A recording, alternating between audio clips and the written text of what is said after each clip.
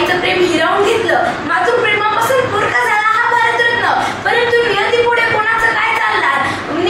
आशेच्या शिखरावर चढायला लावून निराशेच्या दरी ढकलणार, दुःखातही सहभागी होणार, प्रेमासाठी जगायला भाग पाडणार. प्रत्येकाच्या आयुष्यात एक तरी नातं नियतीचं असतं. 7 नोव्हेंबर 1900 रोजी डॉक्टर बाबासाहेब आंबेडकरांचा प्रतापसिंह सातारा हायस्कूल येथे शाळा प्रवेश झाला.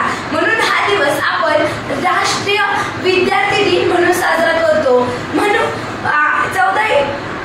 त्यांनी इयत्ता 4थीत इंग्रजी माध्यमातून परीक्षा उत्तीर्ण झाल्यामुळे मोठा सोहळा संपन्न झाला.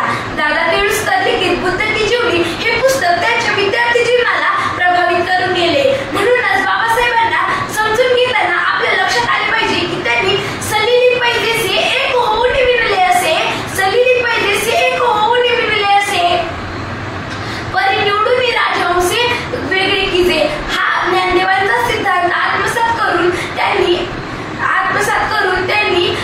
तो कृतीत उतरवला. हे हजारो लाखो वर्षांनी एखादा सूर्य निर्माण होतो, करोडो शिंपले उघडल्यावर एखादा मोती सापडतो, हजारो कळप शोधल्यावर एखादा कस्तुरी वृक्ष सापडतो. तसंच आपल्या आयुष्यात लाखो हजारो कोटी माणसं येतात, परंतु एखादाच विश्वरत्न डॉक्टर बाबासाहेब आंबेडकरांसारखा कर्तृत्ववान सापडतो. 1907 मध्ये डॉक्टर बाबासाहेब आंबेडकर मेट्रिकची परीक्षा पास झाले. पुढे 1912 मध्ये त्यांनी अर्थशास्त्र व राज्यशास्त्र मध्ये BA पूर्ण करत आपल्या वडिलांच्या कामाला हातभार लावत होते. याच काळात नियतीनं पुन्हा त्यांना धक्का दिला व त्यांच्या पित्याचं छत्र हरवलं. परंतु ते डगमगले नाही. ते म्हणायचे, मला माझ्या ध्येयापर्यंत पोहोचायचं आहे व त्या ध्येयापर्यंत पोहोचण्यासाठी मला स्वतःची भाकरी मला देऊन स्वतः उपाशी राहणारा माझा बाप आठवतो, तरी मी खचणार नाही. माझ्या बाबाचं स्वप्न होतं की मी मोठं व्हावं, हे स्वप्न मी पूर्ण करणार. या जिद्दीने ते पुन्हा उभं राहिले, ते पुन्हा लढत राहिले.